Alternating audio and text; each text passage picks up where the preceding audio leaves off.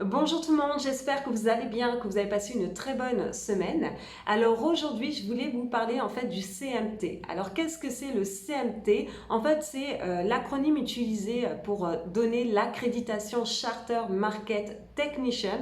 Alors en fait, c'est une accréditation très reconnue en Amérique du Nord. Alors vous en avez peut-être déjà entendu parler ou vous avez peut-être vu ça sur des profils par exemple sur LinkedIn ou sur Twitter ou autre.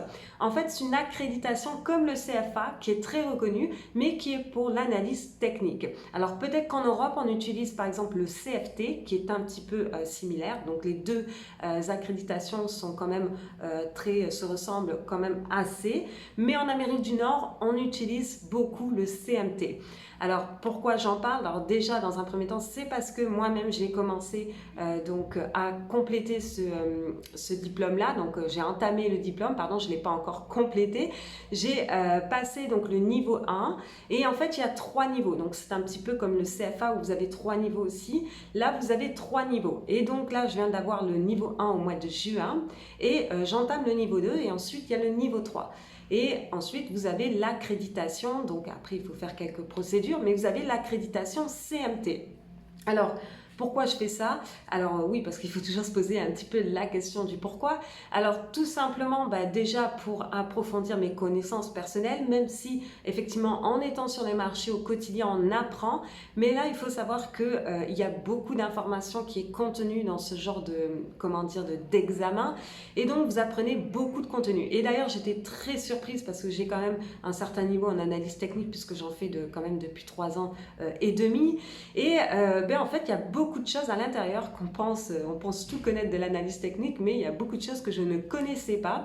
Alors, donc voici par exemple les matières que vous devez apprendre dans le niveau 1 avec par ordre d'importance. Donc, vous voyez les différentes pondérations dépendamment de l'importance du chapitre.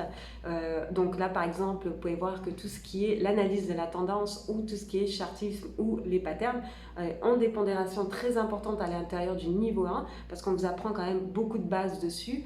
Il y a beaucoup, comme je disais, il y a beaucoup d'informations. Alors, malgré le fait que ça fait à peu près 3 ans que je fais de l'analyse technique, je reste quand même beaucoup dans la simplicité. Je sais ce que c'est un RSI, je sais ce que c'est un MACD, je sais ce que c'est tracer une ligne de tendance, un support, une résistance. Je sais tout ça, on vous apprend ça, mais on va au-delà de ça. On vous apprend plusieurs méthodes donc au niveau des tendances, alors comment analyser des tendances. On vous apprend d'autres indicateurs que vous n'avez jamais entendu parler.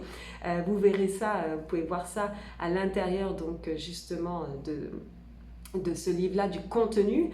J'étais très surprise vraiment d'apprendre des nouveaux indicateurs que j'avais jamais entendu parler parce que les marchés changent et qu'il y a des choses qui étaient utilisées dans le passé qui ne sont plus forcément utilisées aujourd'hui et donc ça vous ouvre l'esprit en fait qu'aujourd'hui on utilise des choses qui ne seront pas forcément toujours utilisées aussi donc dans le futur parce que le marché change, on améliore donc les indicateurs, on a des nouveaux indicateurs qui arrivent aussi. Donc ça vous donne en fait une bonne flexibilité à avoir à l'intérieur donc de l'analyse technique en général. Donc moi personnellement, bon, pourquoi je l'ai fait, c'est comme j'expliquais, vraiment, bon, ça dépend de vos objectifs. Moi, déjà dans un premier temps, c'était aussi pour approfondir mes connaissances. Alors, au niveau du niveau 1, j'avais quand même beaucoup de connaissances qui étaient déjà à l'intérieur. Donc, on vous apprend en fait un petit peu les relations vraiment entre les différents secteurs. Donc, comment il faut utiliser les relations entre les actifs et aussi les secteurs. Vous voyez l'ensemble des marchés qui est présenté. Ce qui est bien aussi, c'est qu'on vous avez une partie aussi pour étudier tout ce qui est le sentiment du marché, donc tout ce qui est à travers le VIX, les sondages, le niveau de cash que les institutions ont ou tout ce qui est open interest. Tout ça, en fait, on vous apprend un petit peu ce genre de choses-là à l'intérieur du contenu.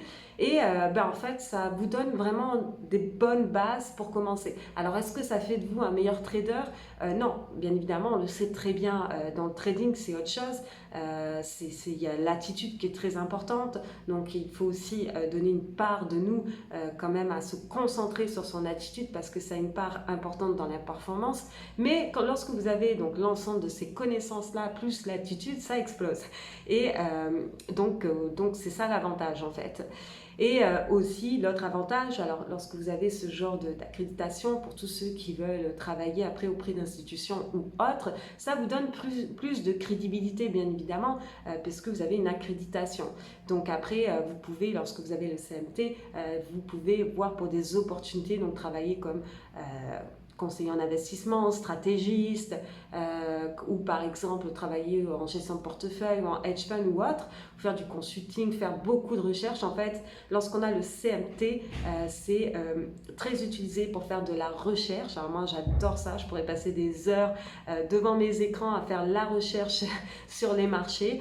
Et moi, je ne fais pas juste de faire la recherche, parce qu'il y a beaucoup en banque qui vont faire de la recherche ou autre, mais j'aime aussi justement trader ce que je recherche, chose que pas tout le monde ne fait forcément, mais moi je fais de la recherche pour pouvoir prendre des positions moi-même sur ce que je fais. Donc voilà, donc c'est pour ça que j'adore faire ça. Et ça aussi, c'est une particularité, ça vous donne donc ces possibilités-là. Par la suite, ça vous ouvre quand même beaucoup plus d'ouverture. Donc voilà, et aussi ce qu'il faut savoir, c'est que c'est quelque chose de très reconnu en fait en Amérique du Nord, donc pour tout ce qui est les marchés américains, alors que bon, en Europe vous allez avoir plus le CFA, le CFT, mais en Amérique du Nord vous avez le CMT qui est très reconnu. Et pourquoi je fais ça? Ben aussi parce qu'il n'y a pas forcément beaucoup de personnes qui ont le CMT en France, et donc c'est l'opportunité aussi. Donc voilà, donc j'espère que vous aurez aimé cette vidéo là. Donc si vous avez aimé, n'hésitez pas à mettre un pouce, et donc nous on se retrouve la prochaine fois.